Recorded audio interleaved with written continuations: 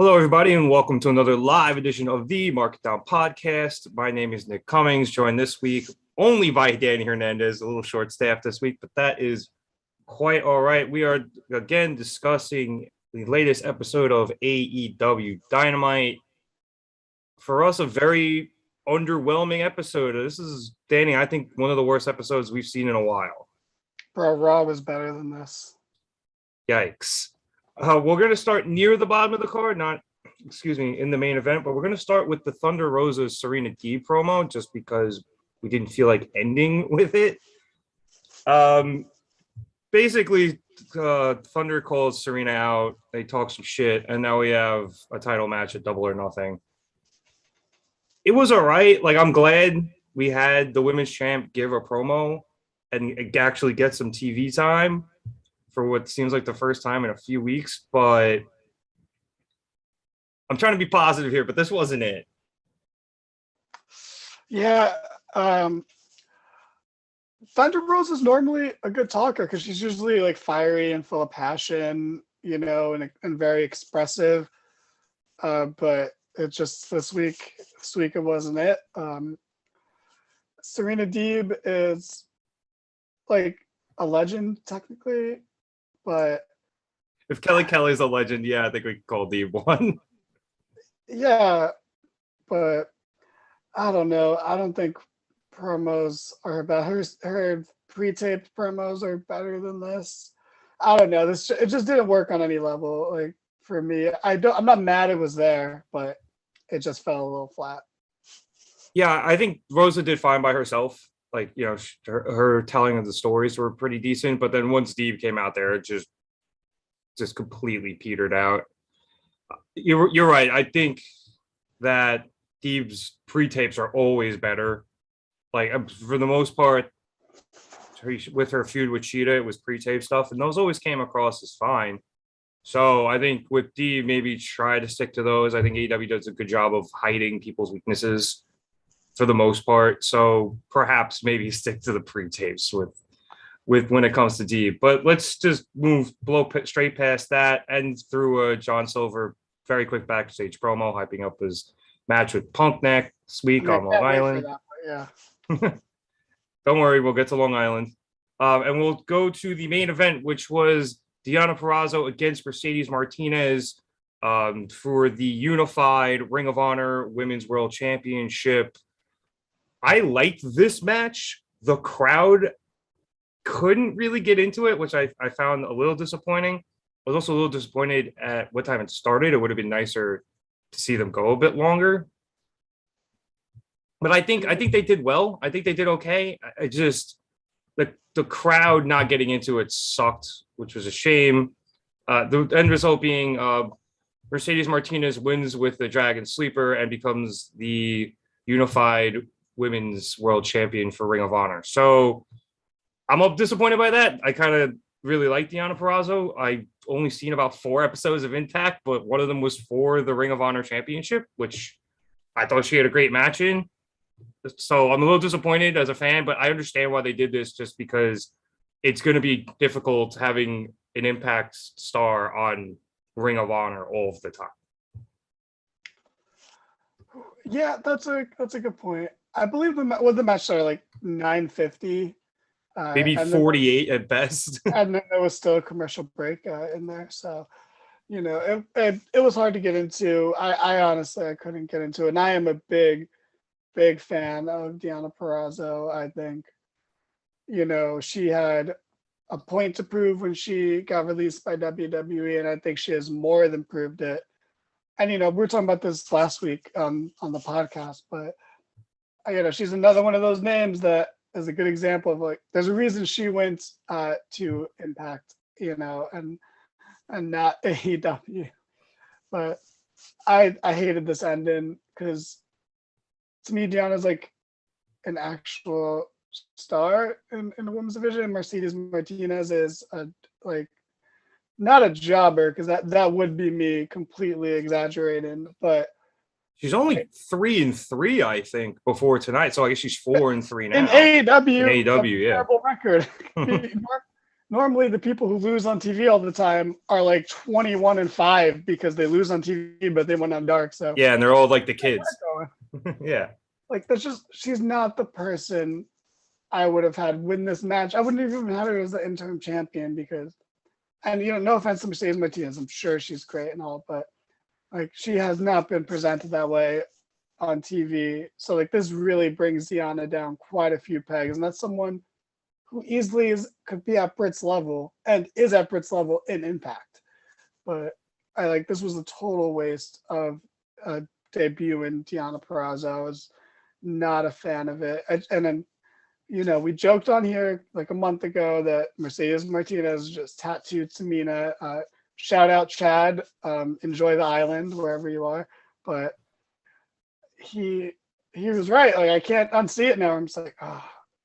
And now she beat Deanna Purrazzo. That's deflating. Like if I was more into the ending of the show, I would have been devastated by that. But I was already kind of deflated, so I was just more deflated. So no, yeah, I think you're right that they probably should never put the title on Martinez in the first place, or at least the interim title. There are plenty of other women on that AEW roster who could use the boost of being Ring of Honor Women's Champion, and who could have also believably beaten Deanna Purrazzo.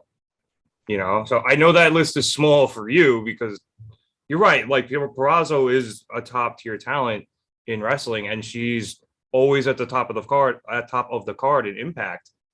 But she could have believably been defeated by a lot of other women on that roster that aren't Mercedes Martinez, and we probably would have been a little more okay with it. And that's it's nothing against Mercedes. It's just I think it's a weird spot for her. Absolutely. She main evented Dynamite. That doesn't feel right. Deanna Purrazzo main evented feels right. Mercedes Martinez, I don't know about that.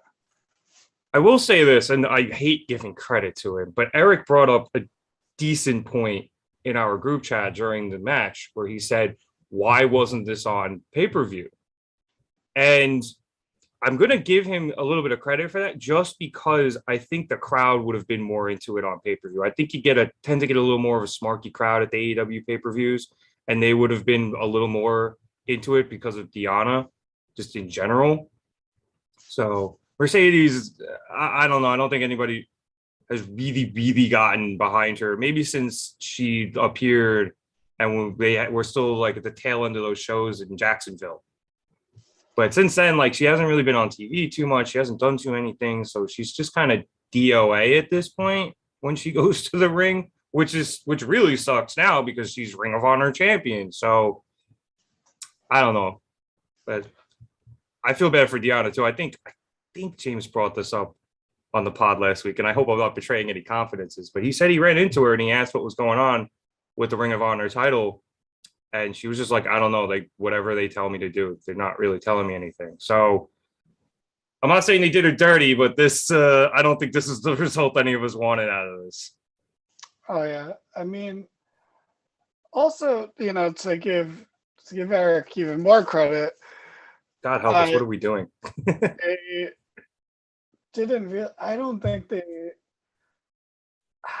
don't think this should have been on AEW. This should have just been on ROH. Like I don't like all the titles bleeding over. There's already too many titles all over wrestling, but like I don't mind like Wheeler Yuta having the pure championship, but I don't want to see him defended on AEW. Like I'd like just have him have it so you can say, oh, this guy's a champion in another company and acknowledge that. But like I don't know. And maybe a lot of this is coming from the sour taste this main event left in my mouth, but yeah, well, I mean, you're not wrong because all of the Ring of Honor stuff is kind of just in limbo in the moment until Tony gets a proper show up and running. So until then, we're going to have weird matches like this where at least now all of the Ring of Honor titles are in the possession of AEW stars. At least I think so. So it's so at least they don't have to deal with, getting like Deanna Purrazzo over from Impact for a night to lose it. But there's just nothing for them to do until until Ring of Honor proper gets up and running. So we're gonna get weird one-off matches like this. And yeah, you're right. Like I love what they're doing with Wheeler, but I think that's also a little more because him having the pure title rolls into the whole Blackpool Combat Club thing, and we'll get to them in a minute. But with everybody else, it's just kind of been, okay, you have the title, and now there's like 20 titles in AEW because of it, and it's just a little too much. Yeah. What's up, Kevin? Yeah, this episode kind of sucked. Yeah, we didn't enjoy it. But let's get to the top of the card with Bobby Fish versus Jeff Hardy in a Owen Hart Foundation qualifying match. I have no notes for this match. Like, it was fine. It was everything I was expecting it to be. Cole was on commentary. Jeff is hitting swantons, and it's just like he's just back flopping onto people. They're so stiff now. And so the only thing I really thought of note was the Young Bucks came out afterwards, and they, had to stare down with the Hardys. So they've been teasing it on BTE. Now we tease it on Dynamite. That's coming down the pipeline. But that's literally all I have for this match. So I'm not gonna lie, I was taking a nap and I woke up at like 8:55 and I felt like groggy, disoriented. I wasn't sure where I was, and I got up real quick because I gotta do the podcast, and I was stumbling along, getting ready, so I could really sort of relate to Jeff Hardy, in that moment. But I didn't. I like that he was wearing pink. That was cool. It was a good look. But the crowd was pretty hot for this, which was like one of the only times they were hot during the night. But I didn't even think they popped that hard for the Young Bucks stare down. I was actually a little like, I thought the crowd, like if they do this next week, or in a different city, I don't even know where they were, but like the crowd. Baltimore. Okay, well, go Orioles, but yeah, the crowd would have lost their mind if they were in just a hotter crowd. They would have gone crazy for that. So yeah, I'm excited.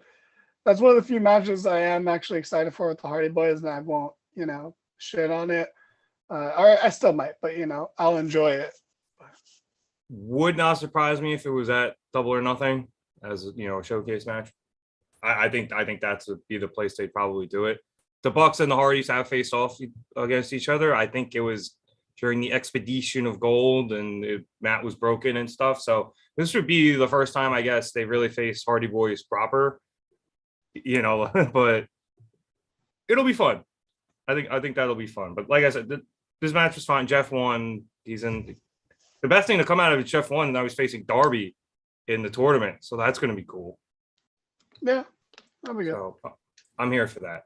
All right, let's move along. Next up, we had the Blackpool Combat Club versus Andrade Family Office. Now, they prefaced this with a shortened version of the clip with William Regal that they had on the Road to Dynamite on YouTube this week. Go watch the full video. AEW tweeted it out. It's on YouTube.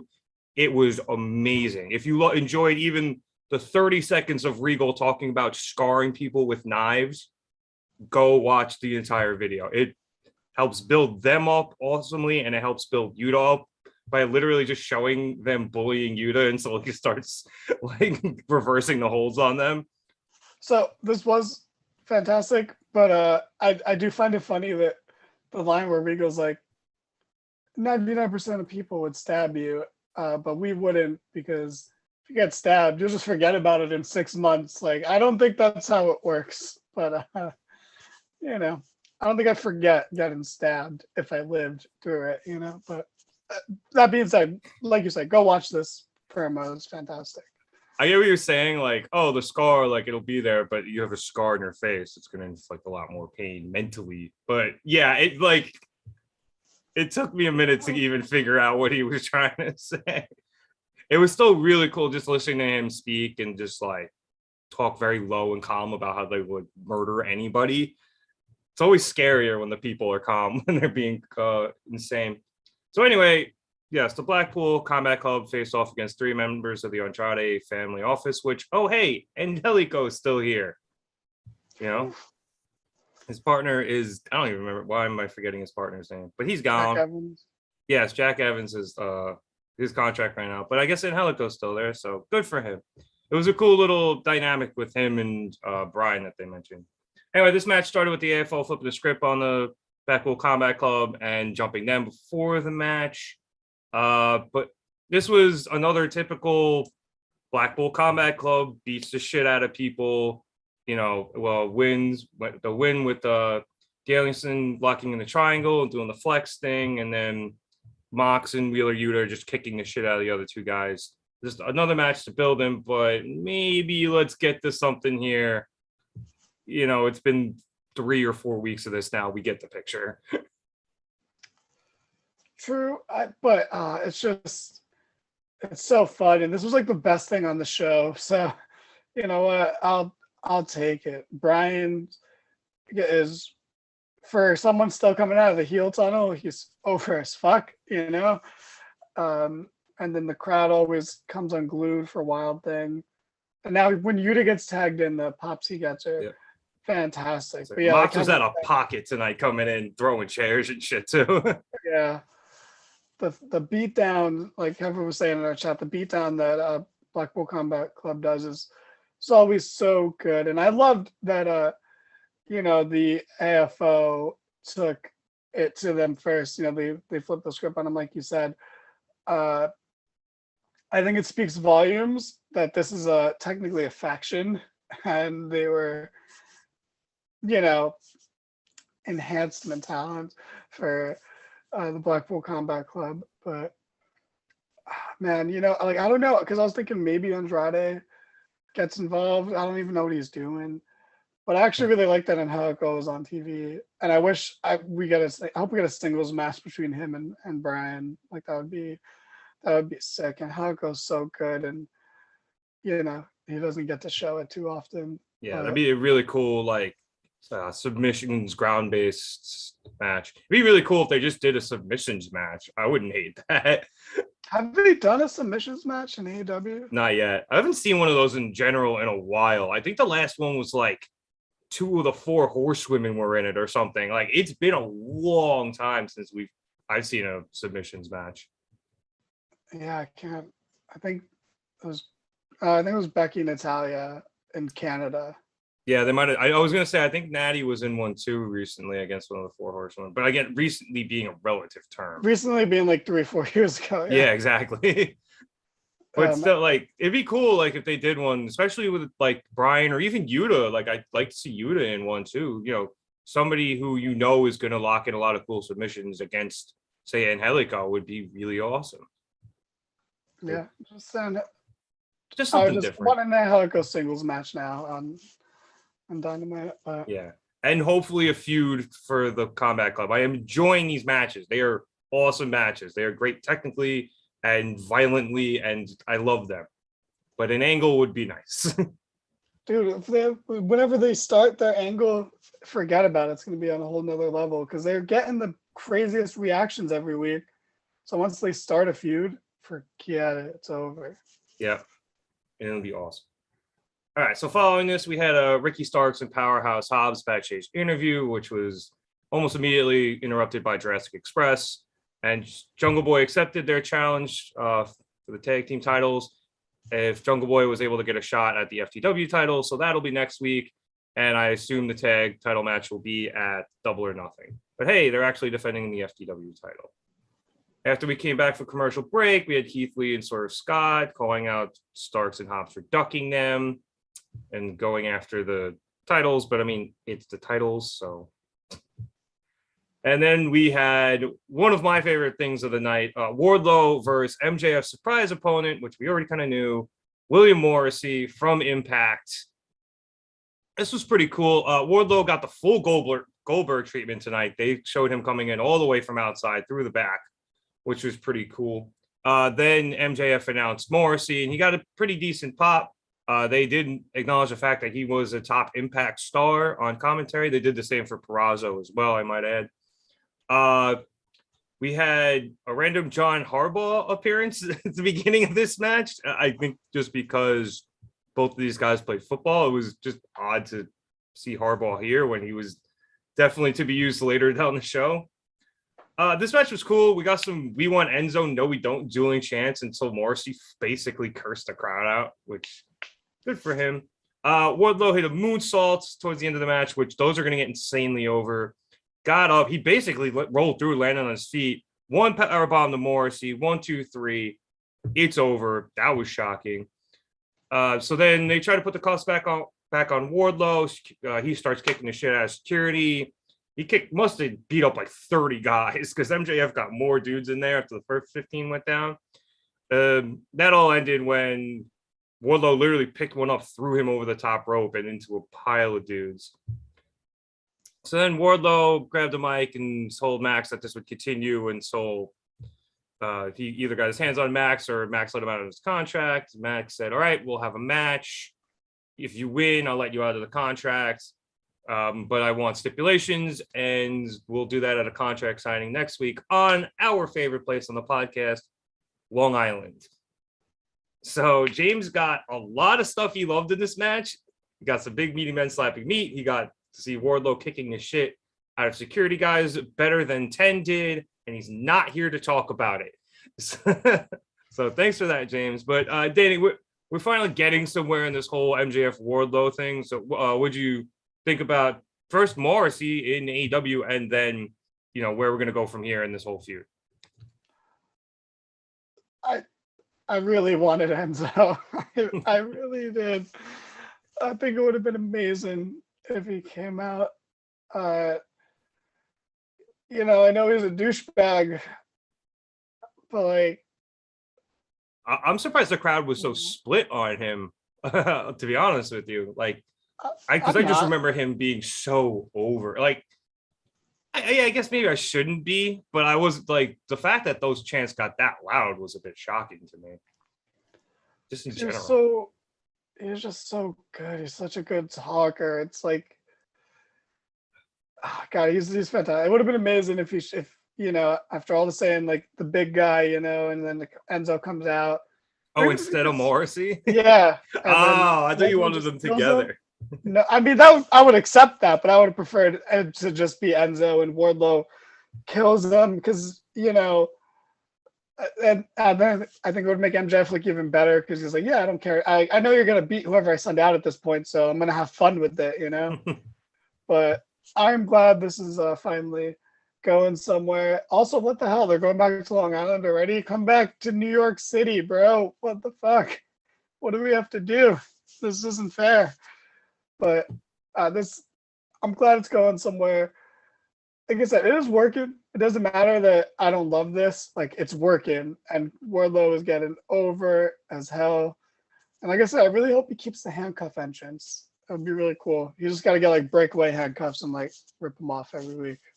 I was waiting for that. I'm surprised he didn't do that tonight instead of just headbutting the security guard straight away. Might happen in the contract signing. That'd be good. Yeah. With the handcuffs on and then just I've been doing this to make you feel safe, but yeah, it would be a lot cooler then, I guess. I was gonna say there's a lot of reasons they can't just go back to the city proper. It'd be nice and be easier to get there than trekking all the way out to fucking Long Island, but UBS is just easier for them to book. But yeah, I'm here for Wardlow. He's starting to get the Goldberg like chants when on his entrance, which is what I think the entire point of this no music thing was for. It still hasn't gotten completely over that, or the crowd just hasn't gotten the hints to be hey, just chant his name like you used to do Goldberg. We even have all the security guys walking him in. Just do that. So it's getting there, and he is over as fuck. And he will only get more over as he continues to showcase things like moonsaults out of fucking nowhere. So look, I'm all here for it. I'm excited to see how this all plays out. I'm excited to know what Max's stipulations are. Again, this is a match I see ending up at Double or Nothing in a couple of weeks. So should be another good one. All right. Following that, we had a quick backstage interview with 4 of the women who are in the Owen Hart Foundation tournament, which were Toni Storm, Ruby Soho, Dr. Britt Baker, DMD, and Jamie Hayter, just to hype up their match on Rampage on Friday. Special showtime, 5:30. Also, though, fun fact, that is going to be the first women's match to kick off Rampage. So good for them. feel like we got a bit of an overcorrection on the whole women's thing this week, but at least they're trying, I guess. At least they're trying. Yeah. Actually, I mean, out of all the women's stuff, this was probably technically the best. Like, Mercedes beating Deanna, whack. Thunder Rosa D promo, not so good. There was nothing wrong with this. This was fine. Ruby was good. Britt was hilarious. Like, I like them doing like the punk rock crop top line. Like that was funny, So, yeah, I'm excited for this match. Honestly, it'll be good. Yeah, no, it'll be a very fun match. I think this was some of Ruby's best mic work in a while, so that was good. I hated Britt Baker's shirt. Fuck the Penguins. So, but other than, yeah, I'm excited for that match, and I'm excited to see the full bracket for the women's side of the Owen Hart Foundation tournament. So that'll be cool. They did release the full men's tournament. I could look it up if we need to kill a little time at the end, but that also looked pretty decent. And there's a Joker, I think, which was important in the men's side too. So I do believe that Joker's match up against Samoa Joe. So we're gonna get a nice surprise, even though they didn't have to qualify, which kind of sucks. But getting a surprise entry into the tournament should be cool. After that, we had an Adam Page in-ring interview. Good to see Hangman back from COVID. I'm glad he's nice and healthy. But this was interesting. Hangman was very aggressive, almost heel-like. He said it would be easy for him to go out there and say how much he's looking forward to facing Punk and beating the best in the world and tearing down the house. And he said, but I'm not going to do that. He said there won't be any handshake at the beginning of the match. This won't be some, let me get this right. He said masturbatory Bret Hart tribute match. He's going to go out there and kick the shit out of Punk and win. And he called out a fan in a CM Punk shirt. So, Danny, is this a Page heel turn, or are they just doing this because it's so hard to get cheers against Punk? It might be easier for him just to be a bit abrasive at the moment. I think it's leaning towards heel turn because they can get the fans to boo Punk. They've done it multiple times in feuds. The crowd isn't always 100% behind CM Punk. Sometimes they root for Eddie Kingston. Like, some people root a little bit for MJ. Like, it is possible they don't have to turn either guy, but it looks like they're leaning towards Hangman being the dick in the feud. Not necessarily turning heel, but just being the aggressor and being the asshole in the feud. I don't know why. This just made me feel more confident that Punk's going to win, because it's almost like setting Hangman up for failure, because it seemed like he is making something that doesn't have to be personal. But I like this. I liked like you said, this isn't going to be a masturbatory Bret Hart match. That was very good, because like there's been a lot of, between Punk and FTR, man, there's just so much Bret Hart going around this company without Bret Hart in this company.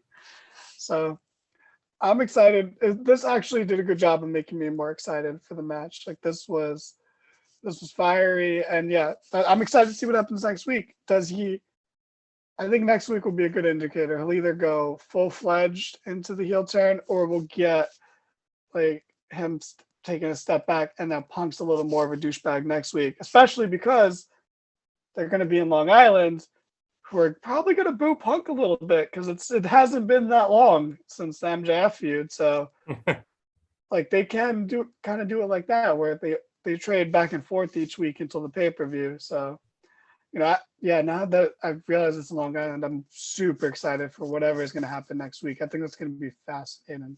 Yeah, well, they can have it on Long Island because the Islanders aren't in the playoffs. Boom. Okay. Sorry, I had to get that in there. Sure. But because you mentioned Punk being there, I was like, oh yeah, him insulting the Islanders. I think what I'm interested to see next week is, because Punk is facing Silver, if that plays into anything at all. I think that, at least just looking ahead while I try to gather the rest of my thoughts here, that's going to be, I'm curious to see, like, if something happens afterwards between Punk and Hangman, in terms of like, does Punk do something to Silver to provoke Hangman? You know, so I mean, look, they could also just be assholes to each other in this feud, and I don't think anybody would care. Like they already did it with Kingston and Punk, and you could do it now where you have a very confident and self-confident and aggressive Hangman versus a very self-confident Punk who's not going to take his shit. And they're just both as long as they don't do heel things like attack people from behind and and stuff like that, then I think they can pull this off and it'll be fine. And no matter who wins, they're still going to come out of it looking like the face when all is said and done. Yeah, we have a weirdo in our chat. I don't know who that is. That's I got to agree with them though. Fuck the Islanders. Oh yeah, that is a good point though, James. That does seem a little close to what Brian did with the Dark Order, but I wouldn't do it every week. I would just do it next week, maybe. Well, I don't think Punk's gonna he's not gonna do what Brian did. I think he's just gonna beat Silver in a clean match, and the crowd will just boo him because Silver's from Long Island and because MJF's from Long Island. Fuck it. You know what? If we're gonna be in Long Island next week, I want Chris Statlander on the show. I want the Acclaimed on the show. We already got Silver on the show. We're gonna have MJF on the show. Like, fuck it. Put all the hometown people on the show. Sounds like a great episode to me right there. Yo, it is amazing how strong the Long Island presence is on that on AEW. Long Island, strong Island. Let's keep it moving then, though. Where did I skip? We had a quick Jay Lethal, Sanjay Satnam Singh. Yes, I actually discovered his first name. Satnam Singh backstage promos to hype up the match against somebody from New Japan whose name I'm going to butcher. Was it Takahashi? I can't fucking do it. It's some kid from Japan. He's doing really well. He beat the shit out of Brandon Cutler the other week on Elevation. I apologize. I don't know. I can't pronounce his name. I tried to do it phonetically and I forgot what it was. It was also like a 30-second promo. But then we had one of the better matches on the card, at least I thought, despite the ending. Santana versus Chris Jericho, who they're now billing as the Wizard, Chris Jericho. I didn't know where that came up. And I quote Excalibur. It's a whole thing he did on Friday. And I haven't had a chance to watch Rampage, so I don't know where the Wizard is coming from, but pay no attention to the man behind the curtain. Yes. This match started with Santana hitting a tope during Jericho's entrance and then putting him off the steel ring steps. But right after the bell rang, Santana was on the apron and he took a drop kick and fell into them, which I thought was a little good turnabout as fair play thing. About 3/4 of the way through the match, they try to get Floyd the bat to Jericho. Ortiz managed to take it away and even the odds a bit on the outside. But eventually this ended when Matt Bernard jumped on the apron, distract Aubrey Edwards. And I still love the fact that the Jericho-Aubrey Edwards feud's still going. Anyway, he distracted Aubrey, low blow, juice effect, Jericho wins, obvious beatdown is obvious. Disappointing end to the segment. Yeah, I mean, you summed it up perfectly. It was a fun match, whatever. And then, obviously Jericho's going to win, but, more Matt Bernard, please. Oh, you want a taste? Huh? You want a taste? Here it comes. Yes. Bring it out. James isn't here to stop you. Do it. Can't stop that, man. Yeah, this was a filler week in this feud, and that's okay. I'm still into it. It's just there just wasn't much this week. It's just another match where I'm gonna say, just get on with it. I understand last week Eddie took a fireball to the face and he couldn't be there, but at some point, we need to figure out, okay, they need 2 more dudes to even the odds. Who are these 2 guys going to be? Can we just get on with the culmination? This has just been the fucking Jericho Appreciation Society kicking the shit out of these 3 guys for 5 weeks now. Actually, you know what? Now that you bring it up, this was a terrible follow-up to a fireball to the fucking face. Man, yeah, bro. That's an assault, borderline attempted murder. And yeah, we're just gonna have a match now. Just a regular old singles match. Yeah, I'm gonna hit you with a dive on your entrance, but this that's not a It's not a good follow-up. This feud's been very one-sided. Yeah, which is what's pissing me off. Like, I understand you need to establish the JAS as, you know, a force to be reckoned with, but at the expense of these guys to this extent, to me, just doesn't feel right. Like, it's too long. It's I just yeah. I mean, I agree with you. James got a good point here. Did Jericho put over Scorpio Sky? You could put Santana over. You still could have had the beatdown after. I would have liked Santana winning. That would have been nice. That's honestly that's what I was expecting. I was expecting either a dirty ass finish like this or Santana getting like a roll up win or something and getting Jericho by surprise. And I got the dirty finish and the Jericho win, which again I'm fucking sick and tired of. Also, all right, James, I'm gonna try this. Takashita. I think I got Takashita. There we go. My phonetics are terrible. All right, let's keep going. Another quick promo backstage. Samoa Joe. He was just threatening Jay Lethal. Then we had probably the segment of the night. We get a Gun Club backstage segment where for some reason they got gifts for the Acclaimed. They bought them scissors, and the Acclaimed were thrilled. And then Billy Gunn scissored both members of the Acclaimed. I don't know where this is going. I don't know why it happened, but I loved every second of it, even though it was only 45 seconds. What a great sentence, right? Billy Gunn scissored the Acclaimed. Also, small details about, like, you know, they brought the cameraman with them, and then Max Caster casually looks up while they're talking, like, why is the cameraman here? Okay. And, like, puts his phone away and is like, okay, I guess we're doing this. Great stuff. I don't know if this is the group I wanted, but it was funny, and I'm happy that they Acclaimed Hart doing something. So I'll take. Billy has been hilarious. Colton and the third one, I've also been, they've also been really good. I thought Colton was the third one. I don't know. I can't. I'm being terrible right now. So the five of them together should be it should be a good time. After this, we got Brian Pillman and the rest of the Varsity Blondes out there calling out the House of Black. Hey, look, John Harbaugh's here, in case you forgot. But that actually made sense now because apparently he was Brian Pillman's senior's college roommate, and they played football together at Miami, Ohio. Anyway, Pillman said a bunch of shit, got hyped, called it the House of Black, and what do you know? They showed up. So they went out, beat the shit out of the Varsity Blondes. And then Malachi Black's finally something with this. Malachi Black's Julia Hart into a corner. Buddy walks her over to a downed Griff Garrison.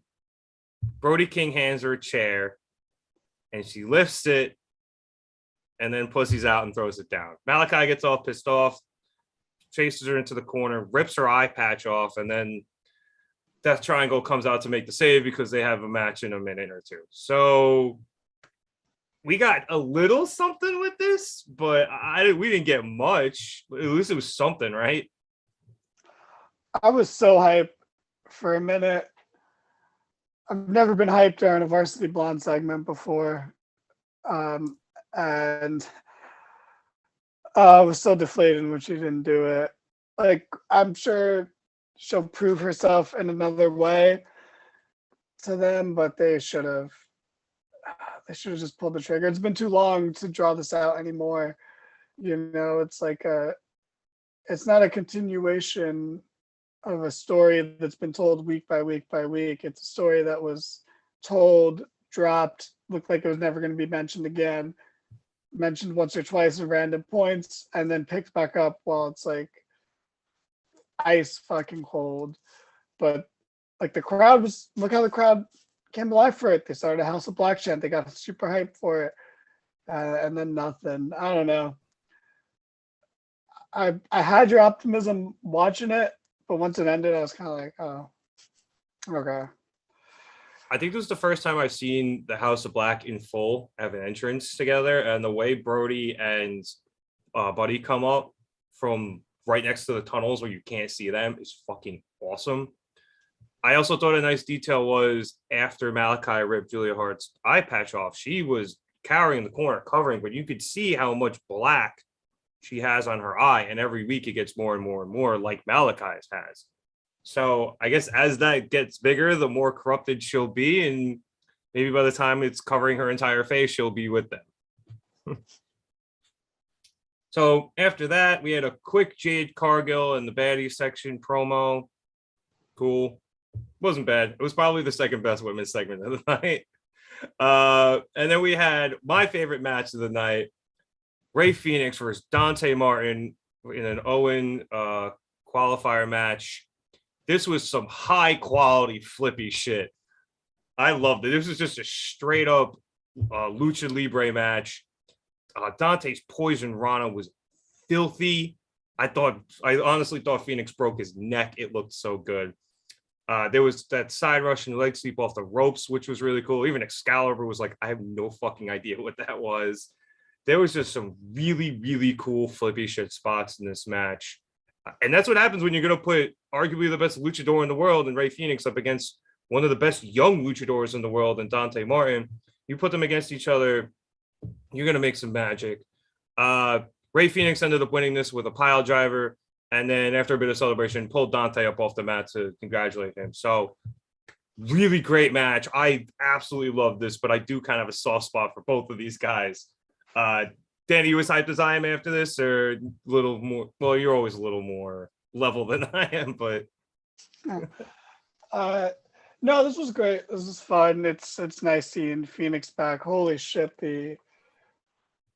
some of the spots in this match, like, I'm not gonna lie, I didn't want this match, but since I got this match, oh boy, did they do some great fucking shit. But yeah, the ending was fucking great. This, like, when the look Dante had in his face when they both landed on their fucking feet from that, I forgot what the move was, but holy shit. I think Phoenix tried to do the same Russian leg sweep again, and they both landed on their feet. And Ray was just like, okay. Dante was bleeding out of his mouth. He was like, I fucking got you. It was so cool. It was. So this was cool.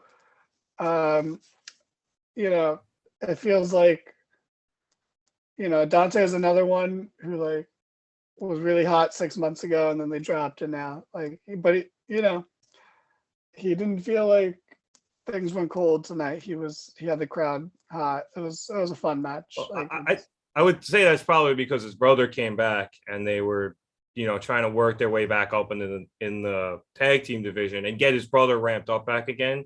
And then Darius got hurt once again. So I think he's probably going to end up being in a lot more of the positions he was a few months ago before Darius came back. So, which is good. I like the kid. He's got a really bright future. So I think, though, now we have all these, at least the men's side, Owen Hart Foundation qualifying matches done, we got some really cool matchups out of this. You were just saying you never thought you needed this match until you saw it. And I think a lot of these matches ended up being that. Like, even though I didn't love the Fish Hardy match and it just kind of delivered what I expected it to deliver, it was still a cool matchup. And a lot of the other ones we've seen from the past few weeks have also been really cool. Adam Cole's qualifying match on Rampage was against what's the name from New Japan. Like, that was a matchup we haven't seen in years and was great to get. So I really enjoyed the qualifying matches. I'm very much looking forward to the tournament. I do have the matchups if you would like them, Danny. I mean, I know we got Dax versus Punk and Darby versus Jeff on the right side of the bracket. Dax versus Cole. Yes. Oh, yeah, sorry. First, I don't know what. I thought of that earlier. I said Punk in my head. I'm like, it's not Punk, it's Cole. And then I said it out loud again. Yeah, so we have Adam Cole and Dax Harwood and Jeff Hardy and Darby Allin on one side of the bracket. And the left side is Ray against Kyle O'Reilly, which should also be really cool.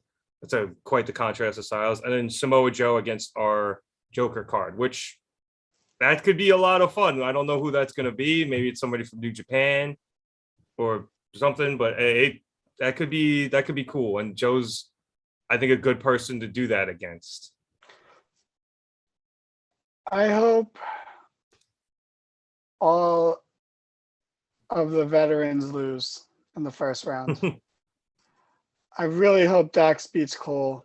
He should go to the end of the tournament. I hope it's him and O'Reilly at the end, honestly. I really do. That's a match I'd watch. Singles? Yeah. Oh my which is god. crazy because they're two of the best tag teams in the company. I was like, yeah, no, I want to watch that single. I mean, I'll watch that tag match too, obviously, 10 times out of 10, but that'd be a very interesting singles match, especially how good Dax has been in singles in the last few months. Yeah. Like, I don't know. I don't know if you're still here, James, but your fucking favorite better put over Darby. Oh my god. You better put him over and then grab a mic and then be like, you're living the life I wish I lived. Everything I've done has been to impress the Jackass crew, and you're friends with them, and you didn't even have to get drunk to do it. So, congrats to you. You're the guy.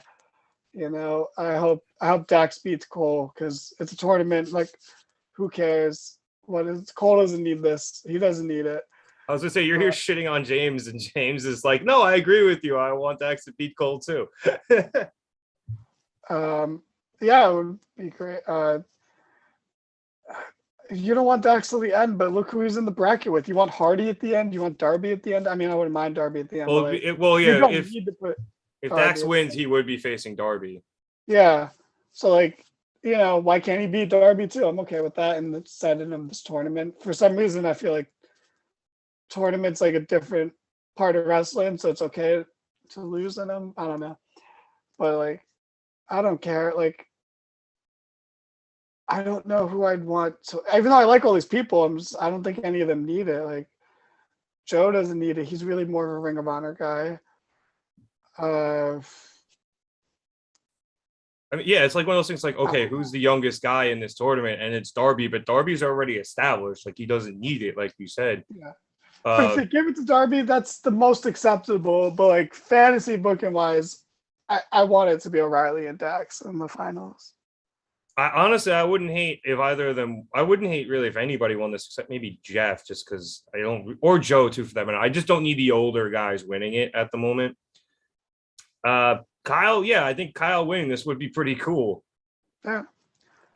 I don't know if that would put any, cracks in the undisputed elite armor, but I mean, they already kind of did that bit when Kyle was gunning for the NXT title and Adam Cole got pissed. So I don't think you need to do that again, having Kyle win something by himself and then Cole getting pissed he didn't win it. It just did it. So, but it'd still be really cool if Kyle won. But again, I'm cool with pretty much anybody winning this tournament. Even the Joker, we'll see who it is. But so I reserve the right to take back that opinion. But if the Joker's somebody really, really cool, I'm totally here for it. Oh my God, James brings up a terrible point in the chat that Jeff Hardy actually knew Owen. Okay, cool. I don't think of Jeff Hardy and Owen Hart as great friends. By that logic, fuck it. Have Dustin Rhodes be the Joker and win the whole tournament. What? That would be Sting. I'm sure Sting knew him too. That's who cares? What? Doesn't mean they were friends. Owen probably would have been hazing Jeff Hardy. So it's wild. That's how long Jeff has been wrestling, though, that they knew each other. Did you read anything into Sting and Darby's promo right after they announced the bracket, where they were both just like, it's going to be a memorable night? Did you read anything to that? I don't know if it was just being cryptic or Sting forgot his line or something, but no, it just came off as more of like they actually said in the promo, what needs to be said, the match writes itself. I think they're literally treating it with the mindset that we all have, where it's this match literally writes itself. They get compared all the time, because they both have face paints. But yeah, I guess that's and they both fucking destroy their bodies in crazy ways. But so I don't know, maybe, but I would hate if Jeff Hardy turned Darby Allin heel. That would be. And Sting. I don't know if they start Sting heel. I'm not even entirely sure the last time Sting would, or if he ever was heel. I'm sure if it happened, it was probably in TNA, but I have no idea. Generic Darby promo number 872. Thank you, James. I'm glad you're keeping count. At least it was under a minute. And on that note, that was Dynamite. We didn't go very long today, but maybe because we only have 2 people and James in the chat. But it was just, like I said, it wasn't that good. It was fairly underwhelming. A bright spot or 2. Like I said, I think the Ray Phoenix versus Sante Martin match was one for me. Even Deonna Purrazzo, even though she lost, but at least her getting on AEW TV was pretty cool. But other than that, nothing too great, which kind of sucks considering it is only a few weeks before Double or Nothing. Do you have any final thoughts here, Danny? Or Raw was better this week. It's not often I get to say that, but it ends if that. Hello, person peeping outside my window. I was gonna say, if that's your review of Dynamite this week, then they fucked up. So hopefully we get something better next week as we continue towards Double or Nothing. We will be back here again live next week after AEW Dynamite, as we are every week. Be sure to like and subscribe so you can watch that. Our podcast coming out in a few days, and any other clips and bits we get from wherever we're going. Plus Danny's Raw Fast Forward. So if you want to keep up on Raw or see why it was better than Dynamite this week, go check out Danny's Raw Fast Forward. And again, if we get to 100 subscribers, James, who is in the chat, will rap and dye his hair green. We're getting close. I will be putting all of our socials into the description whenever YouTube lets me in a few hours. But till then, thank you so much for watching. My name is Nick Cummings. That was Danny Hernandez. Have a good night, everybody, and we'll see you next